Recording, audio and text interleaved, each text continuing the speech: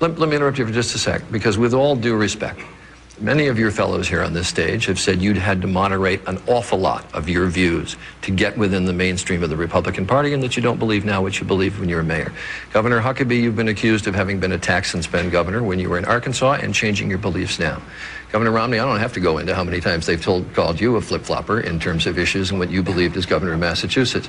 Congressman Paul, respect to you, I don't know that you've changed much except your party.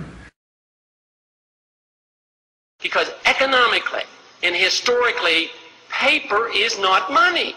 It can't be money. It's only money because we're forced to use it and because there's a residual thrust in the pieces of paper that we carried around, because at one time it did have real value. History shows that people have chosen gold first and probably silver second. They'd rather have cigarettes than pieces of paper. No, you can't have a government like this without an income tax, but we don't want a government like this. This is not the kind of government that was designed by our founders of the country. It's not what was written in the Constitution. We've only had an income tax since 1913. But if you want a welfare state, and if you want to police the world and pay for the defense of Japan and Germany, send foreign aid to the Soviet Union, you not only need the income tax, you need the Federal Reserve to print up the money when the deficit is accumulated. So we think the government should be much smaller. If government is small, then you don't need an income tax. On occasion, I've taken the position, quite frankly, I don't believe we need the income tax, and we don't need the Internal Revenue Service. If you were president, would you work to phase out the IRS? Immediately. You have to have a gold coin standard, and anytime you quiz or question the integrity of the government, you should be able to take that certificate to the bank and make sure they do have the gold. Sir, if we don't have a gold standard for our money, could this lead to hyperinflation? No, it not could, it is, it will. If we had the proper rule of government, believe me, if we just, basically followed the Constitution, we wouldn't even have to have an income tax. We would live within our means, and we wouldn't be able to print money, and we wouldn't be able to borrow like we do. There are 38 million people today that have no health care after the government's been in health care for 45 years. We spend a lot of money on health care, the government today. The price has gone up, the quality has gone down, the distribution has been eliminated. There are more people without health care now since the government's been in the business. Okay, but what do you do to get better health care? It's sort of like asking, how do you deliver bread to poor people? How do they get bread? They work and they go out and get it. Services and goods in a free society are delivered by the marketplace, but not by government. So if you really want to help them... But doesn't government have a responsibility to come and take care of them? Personally, we do, yes, but I don't have the right to steal from you because somebody out in the street needs your help. You have an obligation personally to help them, but I don't have the right to interfere with your right to take something from you and deliver it to somebody out on the street. And you have to remember, there are more people on the street today without homes, without medical care since we've been in the business of welfare. So if we want to eliminate most of the people who are in need, you have a free market system. But the question is still legitimate because there'll still be some people who will have need. Our answer to that is it has to be taken care of through voluntary means, never through coercion, never through force. Social Security, the people should know the truth, that it's bankrupt and that young people won't get anything, and that therefore we should start to privatize it. Are you still in favor of abolishing Social Security? Yes, but not overnight. Matter of fact, my program is the only one that is going to be able to take care of the elderly. I'd like to get the young people out of it, just the next generation, because there's no money there, and they're going to have to pay 50 years and they're not going to get anything. There's no money there. I'd take care of all the elderly, all those who are dependent, but I would save the money from this wild spending overseas. We can save hundreds of billions of dollars and still take care of the elderly. I don't want taxes on the Social Security benefits that they receive. I have a bill in that would secure the trust fund where none of that money could be spent in the general revenues. If you became president, you would transition completely out of Social Security and Medicare. If I can get the people to agree and the Congress to agree, yeah, that would be my program, is to transition out, because this one has failed. I would cut massively on this overseas spending, hundreds of billions of dollars, and work our way out of it. If there's a threat to our national security, you never act secretly through the CIA or doing anything militarily without the consent of Congress. 70% of our military money is spent overseas, subsidizing rich allies. It should be spent on the defense of this country. We'd get out of the Persian Gulf, we'd back off, we'd bring all our troops home, we'd bring all our missiles home, we'd defend America. And we wouldn't, anytime they threatened us, we'd defend ourselves. We'd have armed neutrality. But we would reduce the number of nuclear bombs maybe by 75%. We wouldn't get rid of them, but we'd drastically reduce them.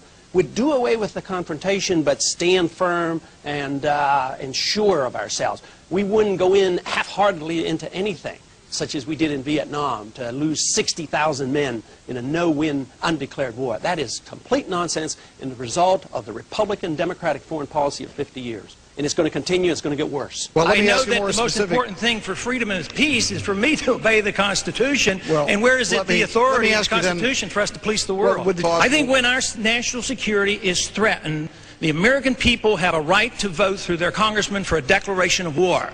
This is the kind of thing that leads to Vietnam War type wars and UN sanctions. This is the kind of thing that leads to Koreas, Vietnam, and useless wars. This is why we did not win the war in the Persian Gulf and why we're still facing with this problem. So for us to unleash bombs on Iraq at this particular time to kill more innocent people for narrow political reasons, no, there is absolutely no need to cause more bombing because of a very overall flawed foreign policy. How are you going to vote on impeachment? I'll vote for impeachment. For all 4 articles? Yes, unenthusiastically, because I think the charges are way too mild. But I wish the Congress would address the unconstitutionality of presidents waging war. That, to me, is a lot more serious than Monica Lewinsky. Matter of fact, our national security is more jeopardized by permitting this to happen because we're liable to start a war. We're liable to have our military men killed. We're liable to have more attacks on us by terrorists. Our foolish policy in Iraq invites terrorist attacks against U.S. territory and incites the Islamic fundamentalists against us. So why leave them in the region? They don't want our troops on the Arabian Peninsula. We have no need for our national security to have troops on the Arabian Peninsula. And going into Iraq and Afghanistan and threatening Iran is the worst thing we can do for our national security. I am less safe. The American people are less safe for this. It's the policy that is wrong. Tactical movements and shifting troops around and taking in 30 more and reducing by 5, totally irrelevant. We need a new foreign policy that said we ought to mind our own business, bring our troops home, defend this country, defend our borders. We lost 900 men in Iraq, over 100 in Afghanistan. Afghanistan is blowing up. It's coming unraveled. We're involved in 2 countries there trying to nation build. At the same time, it looks like we'll be in Pakistan. It's time we brought our troops home from around the world. We need to come home from Korea, we need to come home from Japan, and we need to come home from Europe. We need to spend all that money here in this country. We should bring our troops home, change our foreign policy, quit these ridiculous wars. We would be safer and richer for it. You have a government that provides national defense, but you don't have militarism and you police the world. Maybe we could take care of some people back here at home if we weren't spending $1.5 trillion a year on our militarism. That money needs to be spent back at home, and we would have more defense, not less defense. You know, I served 5 years in the military. I've had a little experience. I've spent a little bit of time over in the Pakistan, Afghanistan area, as well as in Iran. But I wouldn't wait for my generals. I'm the commander-in-chief. I make the decisions. I tell the generals what to do, and I'd bring them home as quickly as possible, and I'd get them out of Iraq as well, and I wouldn't start a war in Libya. I'd quit bombing Yemen, and I'd quit bombing Pakistan. I'd start taking care of people here at home because we could save hundreds of billions of dollars. Our national security is not enhanced by our presence over there. We have no purpose there. We should learn the lessons of history, and the longer we're there, the worse things are, and the more danger we're in as well, because our presence there is not making friends. The other 2 parties no longer stands for the Constitution and liberty, and that there's no difference between the 2. I mean, whether you have Republicans or Democrats in office, government gets bigger, taxes go up, the deficit gets worse. But when you look at it, whether the Democrats are in charge or Republicans are in charge, personal liberties are intruded upon, we go about the world trying to interfere in the internal affairs of all nations, and we're having eternal conflicts. And it's unlike what our founders intended, unlike what the Constitution said, and unlike our American tradition of minding our own business and letting the people decide what is best for themselves and letting the market work for itself. We really don't have a free enterprise system here. But we don't really have democracy here because, you know, if you're in a third party, if you're in a Green Party or a Libertarian Party, you don't get any credibility. You can't get on debates. You can't get on the ballots hardly at all. And it's very, very difficult. And if the two parties are the same, you don't really have a democratic choice here.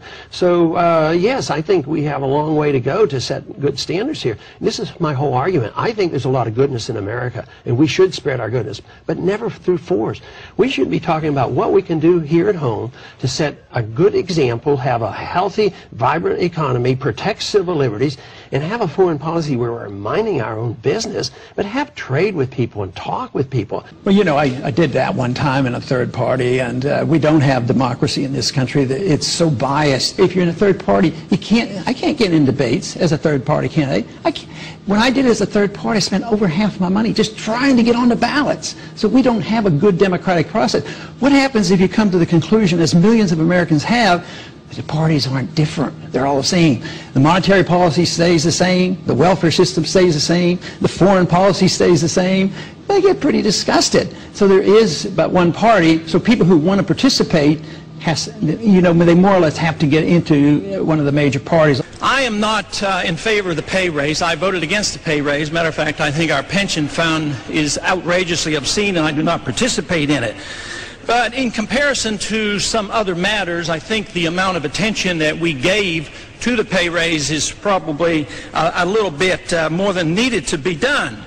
For instance, the pay raise after taxes would come to $40 a week. But nevertheless, I think the point was well taken that we should not be taking a pay raise when so many people in this country are actually suffering the consequence of a decreasing standard of living. Until we solve that, I don't believe we should be taking a pay raise. There's one documentary that's been put out recently that has generated a lot of interest called Freedom to Fascism. And we're moving in that direction. We're not moving toward Hitler-type fascism, but we're moving toward a softer fascism. Loss of civil liberties, corporations running the show, big government in bed with big business. So you have the military-industrial complex, you have the medical-industrial complex, you have the financial industry, you have the communications industry. They go to Washington and spend hundreds of millions of dollars. That's where the control is. I call that a soft form of fascism, something that is very dangerous. We should be bound down by the Constitution, but the people in this country think we live in an age of relative ethics, is what they kind of have come to the conclusion of. Sure, profess to believe in the Constitution, but why have we gone to war since World War II without a declaration of war? Why do we have a monetary system that is not designed by the Constitution? Why do we have a welfare state running out of control, not designed by the Constitution? You can't pay lip service to the Constitution without obeying it. And we should have peace and prosperity. That should be our goal. We in foreign policy ought to have a golden rule. We ought to treat others as we would want others to treat us, and we don't treat others so fairly. We treat them like we're the bully, that we're the policeman of the world, and we're going to tell them to behave. If they don't listen to us, we bomb them. If they listen to us, we give them more money, and it's bankrupting this country because we don't live up to our principles. The principles are embedded in our Constitution.